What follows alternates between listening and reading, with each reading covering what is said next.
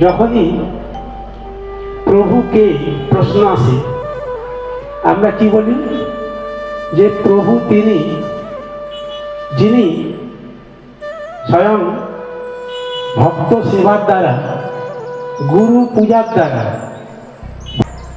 কোনো বিগ্রহ বা ভগবানের বা পরমাত্মার সান্নিধ্য লাভ করতে পারেন, তিনি হন প্রভু।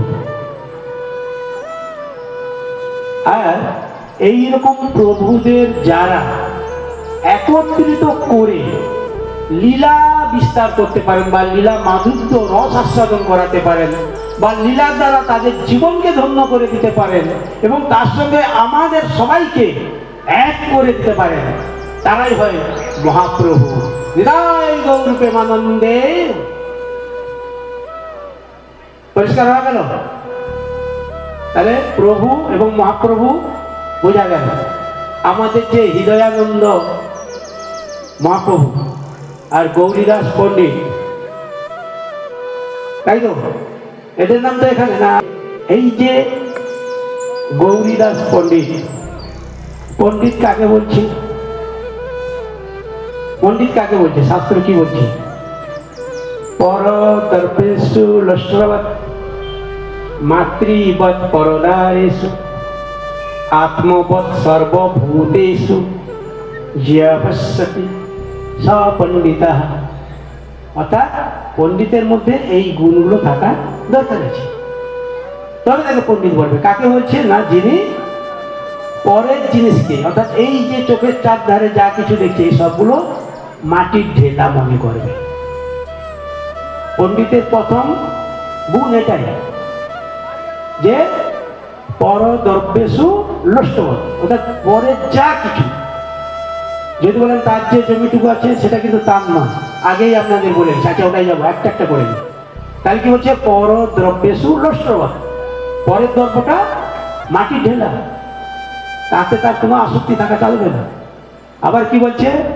মাতৃবৎ পরদারেষু। এখানে মাতৃবৎ পরদারেষু মানে শুধু পরস্ত্রীকে বলা হচ্ছে, কিন্তু প্রতিটি মেয়ে, যদি বলেন কেন, আগে মেয়েদের স্বভাব একটা আলাদা ছিল, তাই না? আর এখন মেয়েদের স্বভাব অনেকটা বদলে গেছে, যার জন্য পণ্ডিতকে আরো সাবধান হতে হবে, আরো সুকৌশলী হতে হবে। এবং প্রতিটি মেয়েকে, সে যদি ছোটও হয়, কেন আমরা 7-8 বছরও এখন দেখছি পত্রিকায় বেরাচ্ছে যে লজ্জা প্রথম কেন, ঠিক না? এই জন্য পণ্ডিত যারা হবেন তাদেরকে কিন্তু প্রতিটি মেয়েকেই মাতৃবৎ ভাবতে হবে, প্রতিটি মেয়েকে। আর কি বলেছে? আত্মবৎ সর্বভূতেষু। এরপর তার কিছু বাকি থাকলো না, বলছে তারপরও সর্বভূতেষু, যা দেখছেন তাকে নিজের মতো ভাবতে হবে। আমি এইটাকে যদি বাজে না বলে এধার ওধার করবো, বারবারই করবো, তাহলে আমাকে যদি আপনারা বলেন মহারাজ আপনাকে তো দেখা যাচ্ছে না, এদিকে ঘুরুন ওদিকে ঘুরুন, আমি তাহলে ঘুরতেই থাকবো, তাহলে কি হবে? এটাও করা যাবে না। পণ্ডিত হওয়াটা সহজ না। বলছে আত্মবৎ সর্বভূতেষু, যা কিছু দেখছেন নিজের মতো। অর্থাৎ আপনাকে কেউ গালি দিলে যদি আপনার কষ্ট হয়, তাহলে আপনি যদি কাউকে কষ্ট দেন সেটা কিন্তু গালির সমতুল্য হয়ে যায়, আপনি পণ্ডিত থেকে ছিটকে গেলেন। তাই বলছে যার মধ্যে এই গুণগুলো আছে সেই হচ্ছে পণ্ডিত। হৃদয় গৌর প্রেমানন্দে। তাই বলছে যে আমাদের হৃদয়ানন্দ প্রভু বা মহাপ্রভু, বিচার আপনাদের, তাহলে তার নামটা কি ছিল? হৃদয়ানন্দ। হৃদয় যা আনন্দে ভরা, হৃদয় যা আনন্দে ভরা, অর্থাৎ হৃদয় আর আনন্দ, হৃদয়ানন্দ। এই আনন্দটা কি? আনন্দ কাকে বলল? আমরা যে একটু সুখে থাকি, ভালো থাকি, এটাই। তাহলে আনন্দ কাকে বলে সেটাও জানতে হবে। কারণ আমি এই সাবজেক্টটা নিয়েছি এই জন্য যে আমার পূর্ববর্তী যিনি বক্তা ছিলেন তিনি কিন্তু কি সুন্দর করে আপনাদের এই সিপাট ভূমির নানান রকম দিকগুলোকে বেশ সুন্দর সুন্দর করে, যেন এত সুন্দর করে উনি বললেন যে এটা মহাপ্রভু মানল।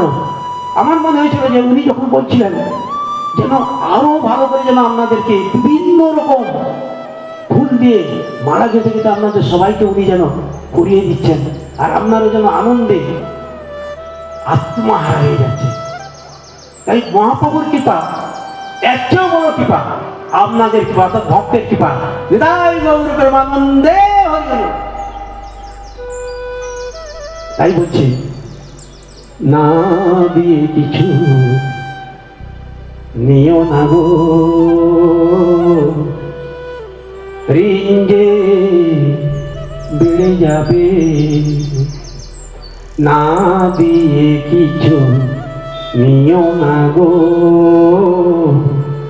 ঋণ যে বেড়ে যাবে।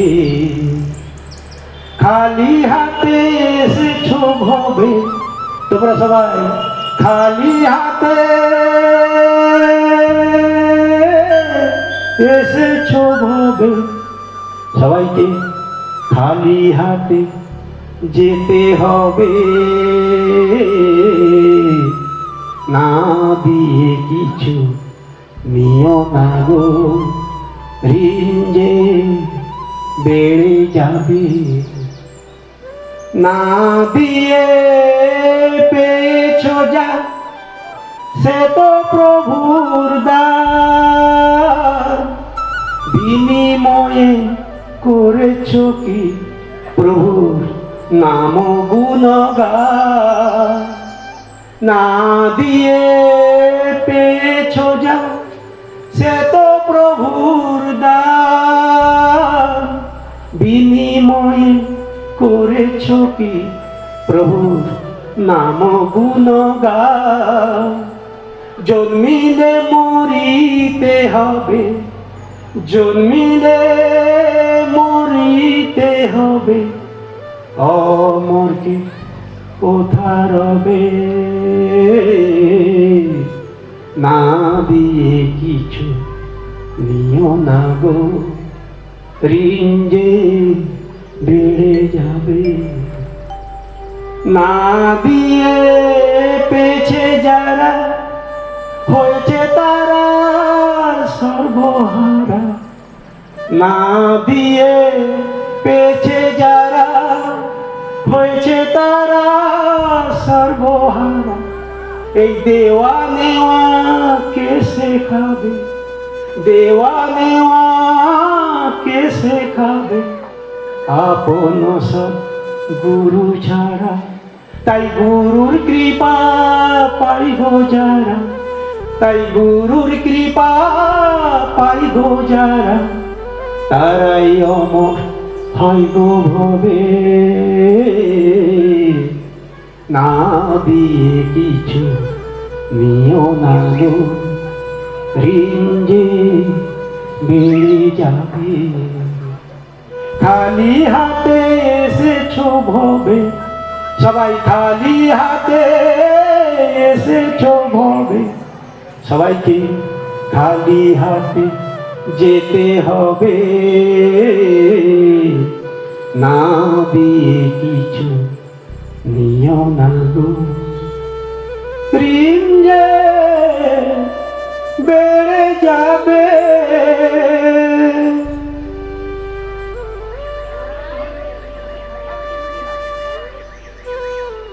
আমরা ভক্তরা নেওয়ার জন্য যেমন খুব আনন্দ ভোগ করি, আবার দেওয়ার জন্য কিন্তু আমাদের সেই আনন্দ থাকার দরকার আছে। তাই বলছি, আনন্দ অর্থাৎ আনলে বা যেটা আপনার কাছে এলে যদি আপনি নন্দ অর্থাৎ কি বলে সুন্দর, অর্থাৎ আপনার সুন্দরতার প্রকাশ, যেটা করলে আপনি সুন্দর হবে, আপনি যতটা এখন খারাপ এর চেয়ে আর একটু ভালো হবে। আবার অপরকেও আপনি এভাবে ভালো করতে পারবেন।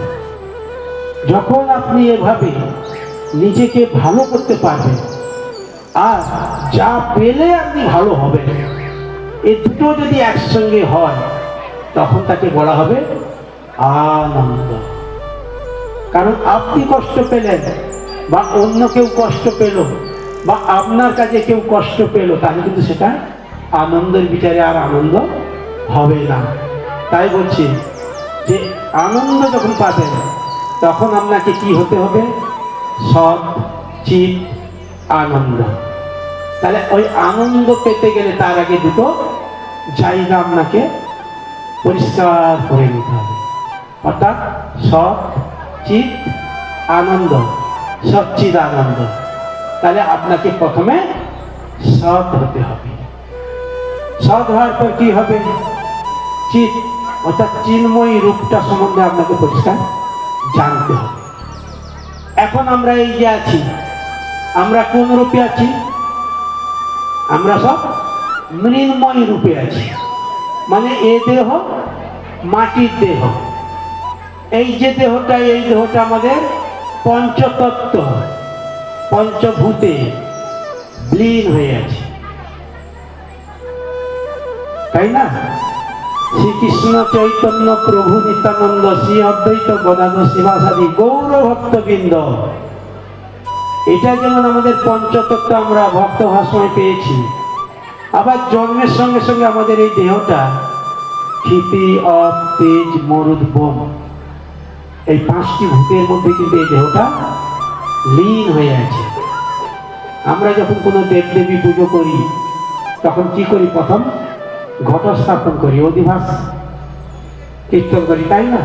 এই অধিবাস ঘট স্থাপন এটা কি হয়েছে না পঞ্চভূতের মধ্যে তিনি কিন্তু বিরাজমান হয়েছে।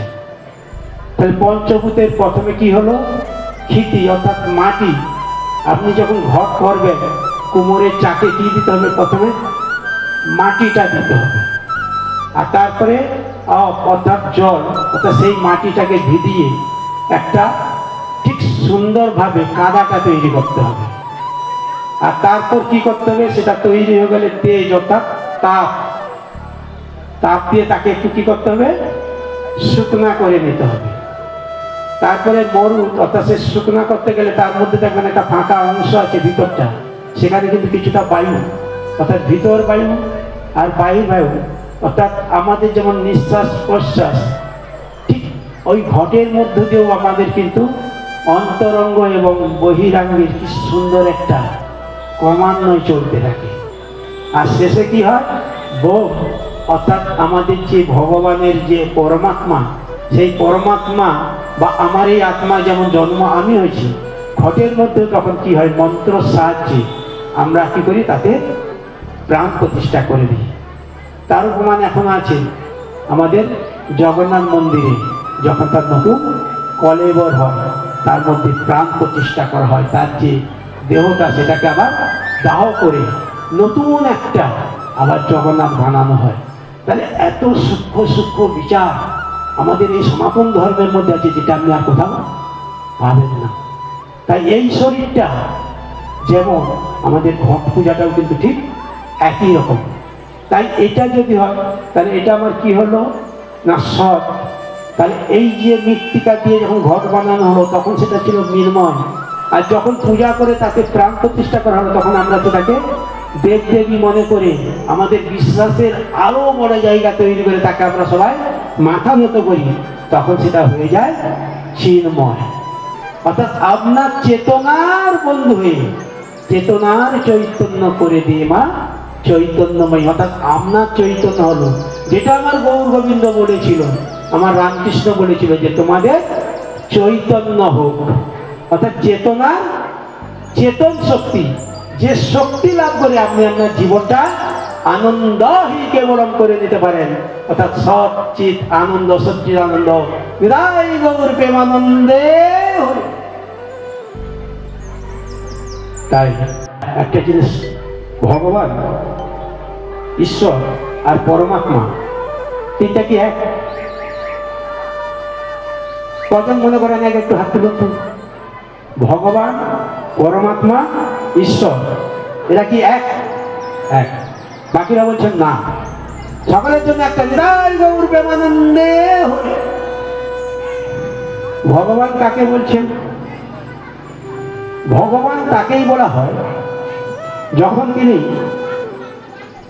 পূর্ণ গুণে গুণান্বিত, পূর্ণ রূপে রূপান্বিত, এবং পূর্ণ লীলা প্রকাশেও তিনি মাধুর্যমণ্ডিত এবং সকল ঐশ্বর্যকে তিনি আয়ত্ত করে যখন পুরোটাকে আয়ত্ত করে তিনি কল্যাণ সাধন করেন, তিনি হন ভগবান। তিনি হচ্ছে ভগবান। ঈশ্বর কাকে বলছেন না? ঈশ্বর হচ্ছে এই জগতের নিয়ন্ত্রণ। তিনি জগৎটাকে নিয়ন্ত্রণ করছেন, তিনি কিন্তু বাকি কর্ম করছেন না। তিনি সৃষ্টি, স্থিতি, লয় এই তিনটিকে নিয়ে তিনি বিরাজমান। সৃষ্টি, স্থিতি, লয় এই তিনটি পর্বকে তিনি কি করছেন? সুচারুভাবে সম্পাদন করছেন। তখন তিনি হচ্ছেন ঈশ্বর। আর পরমাত্মা তিনি কি করলেন না? তিনি হলেন সকল জীবের মধ্যে আত্মাকে প্রতিষ্ঠিত। পরিষ্কার হয়ে গেল? তাহলে পরমাত্মা সকল জীবের মধ্যে, যেমন আমরা তো ব্যাপক নয়, কিন্তু আমাদের মধ্যে যে আত্মা আছে ওটা কিন্তু পরমাত্মা দান। তাই বলছে প্রতিটি জীবের মধ্যে তিনি কি করছেন না? অন্তরে অবস্থান করছেন। তাই জীবের অন্তরে থাকেন পরমাত্মা। আবার জগতের নিয়ন্ত্রণ করছেন তিনি হচ্ছেন কে? ঈশ্বর। আবার ভগবান যখন পূর্ণরূপে তিনি প্রকাশ্য হচ্ছেন, অর্থাৎ বৈকুণ্ঠধাম, গোলকধাম সর্বত্র বিরাজমান হচ্ছেন, তখন তিনি হয়ে যাচ্ছেন কি না? ভগবান। পরিষ্কার হয়ে গেল? তাহলে এতদিন যারা যারা ভাবছিলেন যে ভগবান, পরমাত্মা, ঈশ্বর এক, কিন্তু এক হলেও তাদের মধ্যে সূক্ষ্ম সূক্ষ্ম বিচারের দিক দিয়ে একটু আলাদা। সূক্ষ্ম সূক্ষ্ম বিচারের দিক দিয়ে একটু আলাদা। কারণ আমরা সবাই জানি যে শিব, তার জন্ম নেই, মৃত্যু নেই, অর্থাৎ এই পৃথিবীর ঈশ্বর, ঈশ্বরের উপরে মহেশ্বর, তিনি শিব। আবার যদি ব্রহ্মাকে আমরা দেখি, তাহলে ব্রহ্মা কিন্তু সৃষ্টির দায়িত্ব তার উপরে দেওয়া হয়েছে, কিন্তু ব্রহ্মাকে কিন্তু লয় করার ক্ষমতা দেওয়া হয় না, সৃষ্টিটাকে দেওয়া হয়েছে, তাই না? এইরকম যখন সূক্ষ্ম সূক্ষ্ম বিচারে আপনারা যাবেন, দেখবেন তখন আপনি যদি উত্তম ভক্ত হয়ে যান, উত্তম ভক্ত বলেছিলাম মনে আছে তো, তখন আপনি দারুণ একটা রস আস্বাদন করবেন। তার জন্য বলেছেন বহিরঙ্গ লয়ে করি নাম সংকীর্তন, আবার অন্তরঙ্গ লয়ে করি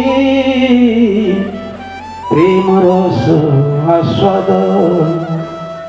তাই সবাই প্রেমেতে মেতেছে, সবাই প্রেমেতে মেতেছে, আজ অম্বিকা কালনাতে সবাই প্রেমেতে মেতেছে, আমার গৌরী দাস পণ্ডিতের স্থানে প্রেমেতে মেতেছে, হৃদয় আনন্দ প্রভুর স্থানে আজ আনন্দে মেতেছে, প্রেমেতে মেতেছে, আনন্দে মেতেছে, প্রেমেতে মেতেছে, আনন্দে মেতেছে, হৃদয় গৌর হরি বলে প্রেমেতে মেতেছে।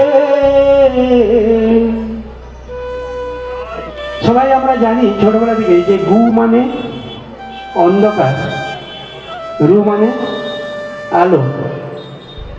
তাহলে অন্ধকার থেকে যিনি আমাদের আলোর পথ দেখাতে পারেন তিনি হচ্ছেন গুরু। আচ্ছা, নিজেকে যদি একবার প্রশ্ন করি যে আমার মনের অন্ধকারটা কি, কেউ বলতে পারবেন? গুরু আমার অন্ধকার থেকে আলোর পথে নিয়ে গেলেন, তো আমার অন্ধকারটা কি আমি যদি না জানি, তাহলে আমি কি করে বুঝবো যে গুরু আমাকে ওই অন্ধকার থেকে আলোর পথ দেখিয়েছে? ভুল বললাম? কেউ কিছু বলছে না, ভুল বলছি না? প্রশ্নটা ঠিক আছে? তাহলে আমাকে আগে জানতে হবে যে অন্ধকারটা কি। এখানে অন্ধকার বলতে বলা হয়েছে যে আমাদের জ্ঞান, অর্থাৎ জানা, সঠিক জানা এবং জানার মধ্যে কিছু ভুল জানা। এই ভুল জানাটা যাতে না হয়, সঠিক জ্ঞানটা বা সত্যটা যাতে জানা হয়, এই সত্য জানাটার নামই হচ্ছে কি? গু অর্থাৎ অন্ধকার। এই সত্যটাকে যতক্ষণ না আপনি জানতে পারছেন আপনার ওটা অন্ধকার ছিল, এই অন্ধকারের কথা বলা হয়েছে। আর আপনি যদি বলেন না সূর্য যখন থাকে না রাত্রি অন্ধকার হয়, সেই অন্ধকারের কথা কিন্তু এখানে বলা হচ্ছে না। কারণ কি, এই অন্ধকার যদি হতো তাহলে তো আমরা একটা টর্চ লাইট জ্বেলে নিয়ে অন্ধকার দূর করে নিতাম, গুরুর দরকার ছিল না। বা এই যে লাইটগুলো জ্বেলে দিয়েছে, তাহলে আমার গুরুর দরকার নেই, তো এই আলো জ্বেলেই তো আমাকে আলো দেখে দিয়েছে। তাহলে শাস্ত্রে কিন্তু এই আলোর কথা বলছে না, শাস্ত্রে কি বলছে, জ্ঞান রূপ দোষ, বা আপনার জ্ঞানের যে জায়গাটা এখন আপনি জ্ঞান অধ্যয়ন করতে পারছেন না বা জানতে পারছেন না। যেমন ধরুন ছোটবেলায় আমরা বহুবার মায়ের গায়ে, পাড়াপড়শির গায়ে, তাদের কোলে গিয়ে আমরা পেচ্ছাপ করেছি, বমি করেছি। কিন্তু এখন কি আপনারা একবার পারবেন কারো কোলে বসে একটু বমি করতে? পারবেন না। তাহলে ওই যে জ্ঞানটা, যখন আমার জ্ঞান হয়নি, আমি শিশু ছিলাম, তখন ওই ভুলটা করেছি। কিন্তু যখন বড় হয়েছি তখন আমি নিজে বুঝতে পেরে গেছি যে ওটা আমার ভুল ছিল। এইরকম এমন কিছু জিনিস, যখন আপনি ধরুন আপনার বাড়িতে আপনার বৌমা আপনার কথা শুনছে, বৌমার কথা শাশুড়ি শ্বশুর শুনছে না, বা ছেলের কথা বৌমা শুনছে না, বা একে অপরের কথা শুনছে না, কেন? তাহলে এগুলো একটা অন্ধকার, অর্থাৎ ভুল বোঝা হচ্ছে। বলছে এটা থেকেও আপনাকে যিনি সঠিক পথ দেখাতে পারবেন তিনি হচ্ছেন গুরু। তাই এই গুরু হচ্ছে, গু শব্দের অর্থ হচ্ছে গুচ্ছ জ্ঞান, অর্থাৎ যে জ্ঞানগুলো আমাদের গোপন, আমরা জানি না, আমাদের কিছু গোপন চাওয়া পাওয়া থাকে বা গোপন কিছু প্রশ্ন থাকে, যে প্রশ্নগুলো গোপন মানে খারাপ না, যেগুলো আমরা জানি না, সেই বলছে ওই গোপন প্রশ্নগুলোর বা গোপন যে আমাদের জানার আগ্রহ, একটু ছোট করে দিই আরো, এই যে জানা, সত্যটাকে জেনে নেওয়া, এই সত্যটাকে কে জানায় সবের প্রথম? আমাদের পিতামাতা, অর্থাৎ মা বাবা জানাবে। এই জন্য বলা হয় পিতামাতা হচ্ছে প্রথম গুরু বা আদি গুরু, ঠিক আছে? আর এই গুরু আমাদের গোপন অনেক কিছু জানিয়ে দেয়, যে ওই লোকটা আমাদের ক্ষতি করেছে, ওই লোকটা আমাদের ভালো করেছে, এই আত্মীয়তা ভালো, এই আত্মীয়তা খারাপ। মা বাবা কি করে, এগুলো সব ছেলে মেয়েকে কিন্তু এই পাঠদান করে দেয়, যাতে কি হয়, আমরা না কোনোভাবে ঠকে যায়, কষ্ট পায়, তাই না? তাই বলেছে যে কি সুন্দরভাবে মা বাবা প্রথম গুরু, যার জন্য তারা আমাদেরকে সঠিক পথ দেখিয়ে দেয়।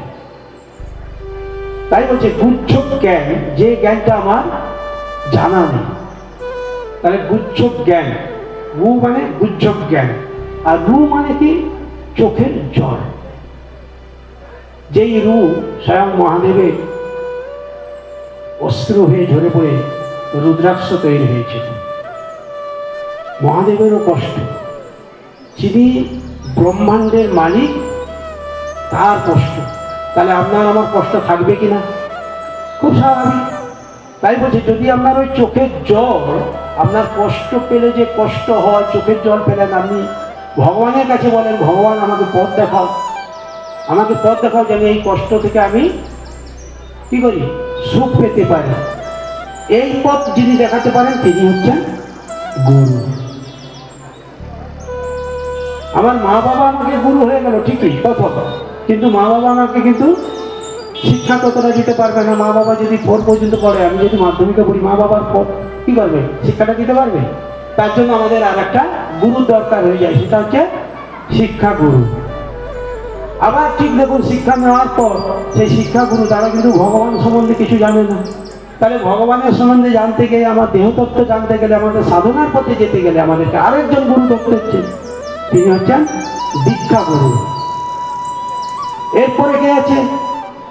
আমাদের 3টা গুরু হয়ে গেল, পিতা গুরু হয়ে গেল, দীক্ষা গুরু হলো, শিক্ষা গুরু হলো। আরেকটা গুরু আছে কে না, যখন আমরা বিয়ে করব, আরেকজন বিপরীত কেউ আসবে। আমি ছেলে হলে মেয়েকে আনবো, মেয়ে হলে ছেলেকে আনবে, তখন তার শ্বশুর, সেও একটা গুরু হয়ে গেল। তার 4টে গুরু হয়ে গেল। আর পঞ্চম গুরু হচ্ছে স্বয়ং ভগবান অর্থাৎ জগৎগুরু জগৎ পিতা নিতাই গৌর প্রেমানন্দে। তাহলে শাস্ত্রেই বলেছে পঞ্চ পিতা বা পঞ্চগুরু, আবার বলেছে সপ্ত মাতা। তাহলে পাঁচটা পিতা হলে পাঁচটা মাতা তো হবে। তাহলে সেখানে কি করলো, দুটো মাতা বেড়ে গেল। কেন না, যে ধাত্রীমা আমাদের জন্মের সময়, অনেকেই বলবেন যে আমার তো ধাত্রীমার দরকার হয়নি, আমি তো আমার মা তো আমাকে এমনি জন্ম দিয়েছে। আমি যদি আমারটা বলি, আমার তো মাঠের মাঝে জন্ম হয়েছে, আমার মা একাই আমার জন্ম হয়ে গেছে, কেউ ছিল না। তবু ধাত্রীমার সম্মান কিন্তু যিনি ওই পাড়ার ধাত্রী তার কিন্তু সম্মান সে পেয়ে যাবে বা পায়। এখন হয় কিনা জানি না, এখন তো সব পেট কাটা বাচ্চা হচ্ছে, যার জন্য বুঝতে পারছি না। পেট কাটা বাচ্চা বুঝতে পারছেন, এখন সব পেট কাটা হচ্ছে। আর পেট না কাটলে কি হচ্ছে, কারোর জন্য আনন্দ হচ্ছে না, পয়সা নেই। 500 টাকা নেওয়ার জন্য দেখুন লাইন দিয়ে দাঁড়িয়েছে। পেট কাটতে গেলে কিন্তু 500 নয়, 30,000 টাকা চলে যাচ্ছে, 40,000, 50,000, ওরা কোনো ব্যাপার না। মানে আমরা ভক্তরা কোথায় চলে যাচ্ছি? আমরা ভাবতে গেলে আমাদেরকে মাথা ঢাকা দিয়ে বসতে হয়, ভয় লাগে কে কখন মাথায় বাদ দিয়ে যাবে আর কি, এত ভয় লাগে। কেন, আমরা ভক্ত হলেও আমরা বিপদে চলে যাচ্ছি। তাহলে যারা ভক্ত নয় তারা কি করে সঠিক পথে আসবে? এই জন্য গুরুকরণ খুব দরকার। তাই গুরু ছাড়া আমাদের কোনো গতি নেই। তাহলে পঞ্চপিতার পঞ্চমাতা পেলাম। তাহলে বাকি দুজন কে হচ্ছে আমাদের ধাইমা, যিনি আমাকে জন্মের সময় সাহায্য করেছেন। আর একজন আপনারা বলবেন কে, কেউ জানেন? এই অভাব পূরণ করে কে? গোমাতা, বলে না গোমাতা। আবার বলেছে যদি আপনার ভক্তি থাকে, ভক্তি থাকলে কিন্তু আপনি অঙ্কুশ মুদ্রা করে যে কোনো জলে, তামার বাটি হোক কিংবা পিতলের বাটি হোক বা পাত্র হোক, তাতে যদি আপনি অঙ্কুশ মুদ্রা করে ওম গঙ্গে যমুনে চৈব গোদাবরী সরস্বতী নর্মদে কাবেরী জলস্মিন সন্ধিনী কুরু স্বাহা, এটা যদি আপনি 3 বার বলেন তাহলে ওই জলটা গঙ্গা জলের সমান হয়ে যায়। তাহলে ভুল ঠিক কোনটা আমি জানি না, তবে আমি এটা জানি, মানুষ যেটা জানে না, যতক্ষণ জানে না ততক্ষণ তার কাছে ওটা ভুল। আবার যখন ওটা জেনে যায় ওই ভুলটাই তার কাছে আবার ঠিক। যেমন ছোটবেলায় আমরা জানি না যে বাবা কে, আমরা কিন্তু মা মা মা মা মা মা বলে বলে থাকতে, কিন্তু যেদিন মা জানিয়ে দেয় যে ওটা তো বাবা, তখন আমরা জেনে যাই যে এটাই ঠিক, যে উনি আমার বাবা। এই যতক্ষণ না জানি তার আগে কেউ যদি প্রশ্ন করতো বলছি তোর বাবাকে, বাবাকে, তখন কিন্তু উত্তর দিতে পারতাম না, কেন আমার জানা নেই। আর তখন এটাই মনে হতো বাবা আবার কে, আচ্ছা বাবা কি যাকে দেখে বলা যায় নাকি? আচ্ছা আমার ঘরে তো অনেকগুলো মানুষ আছে, ওর মধ্যে বাবা কোনটা?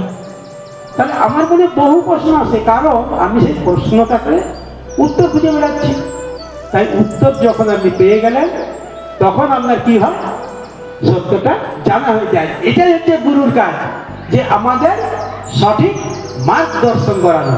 সঠিক পথ যদি আপনাকে না দেখাতে পারে, তার জন্য অনেকে কি করে, আবার গুরুকে আরেকটা গুরু নেয়, যেমন শিক্ষাগুরু দীক্ষাগুরু, কিন্তু সঠিক মার্গদর্শন করাচ্ছে আর না, তখন বলছে ওই রাস্তা নয়, সেটা কোনটা না, আপনি কিভাবে নিজেকে প্রভুর কাছে নিয়ে যাবেন যেখানে রাস্তা দেখা যায় না, সেইটা হচ্ছে মার্গ, সেটাই মার্গদর্শন, সেটাই হচ্ছে পথ, সেটা হচ্ছে মার্গ, এটা হচ্ছে পথ।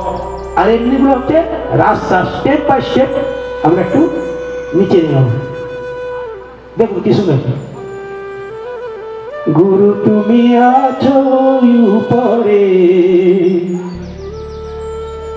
আমি আছি নিচের ঘরে, গুরু তুমি আছো উপরে, আমি আছি নিচের ঘরে, ছাদ নাই সিঁড়ি নাই তোমার কাছে, গুরু যাব কেমন করে, আমি যাব কেমন করে, আমি যাব কেমন করে, গুরু তুমি আছো উপরে, আমি আছি নিচের ঘরে, ছাদ নাই সিঁড়ি নাই তোমার কাছে, গুরু যাব কেমন করে, আমি যাব কেমন করে, গুরু আমি যাব কেমন করে। তাই ছাদ সিঁড়ি কিচ্ছু নাই, যাবো কি করে? গুরু কোথায় আছে বলছে না, স্বর্গে, আমরা আছি মর্তে, আরো নিচে নামলে নরকে। তাহলে নরক থেকে এখানে আসতে কি কোনো সিঁড়ি আছে, না ছাদ আছে? আবার এখান থেকে যখন আপনি গোলকে যাবেন তখন কি কোনো সিঁড়ি আছে, না ছাদ আছে? তাহলে এই পত্র দেখাবে, তুমি অনন্ত ত্রিভুবন জুড়ে তোমার ঠিকানা, এই দু নয়নে সারা জীবনে তোমার দেখা মিলে না। তুমি অনন্ত ত্রিভুবন জুড়ে তোমার ঠিকানা, এই দু নয়নে সারা জীবনে তোমার দেখা মিলে না। শুধু গুরু মন্ত্রে দিব্য নয়নে, শুধু গুরু মন্ত্রে দিব্য নয়নে তোমায় দেখি বারে বারে। গুরু তুমি আছো উপরে, আমি আছি নিজের ঘরে, গুরু তুমি আছো উপরে, আমি আছি নিজের ঘরে।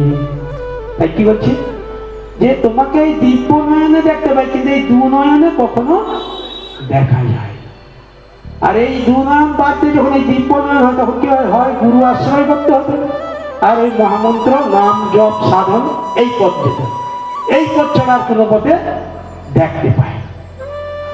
তুমি আছো সহস্রতে, আমরা বাঁধা মূলাধারে, তুমি আছো সহস্রতে, আমরা বাঁধা মূলাধারে, স্বাধিষ্ঠান মণিপুর অনাহত বিশুদ্ধ, স্বাধিষ্ঠান মণিপুর অনাহত বিশুদ্ধ, আজ্ঞা চক্র ধরে যে জন করে যাওয়া আশা গুরু, যে জন করে যাওয়া আশা তাকে রাখো কোলে ধরে।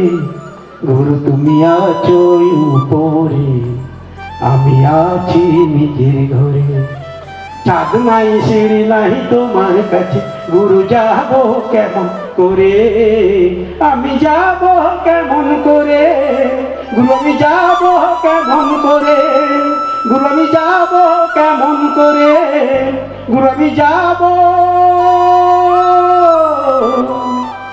কেমন করে।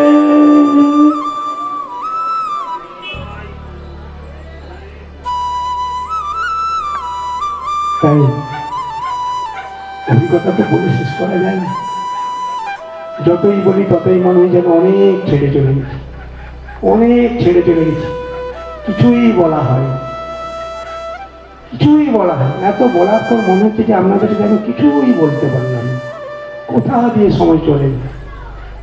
ঠিক যেন মনে হয় ছোট্টবেলায় যখন মা হাতটা ধরে হাঁটি হাঁটি পা পা, হাঁটি হাঁটি পা পা কখন আমার হেঁটে যায়, আজও যেন সেই মায়ের হাত ধরে আমরা এখনো হাঁটছি, এখনো আমরা সেই মায়ের হাত ধরে হাঁটছি। এই হাঁটা কখনো শেষ হবার নয়, আর শেষ হবেও না।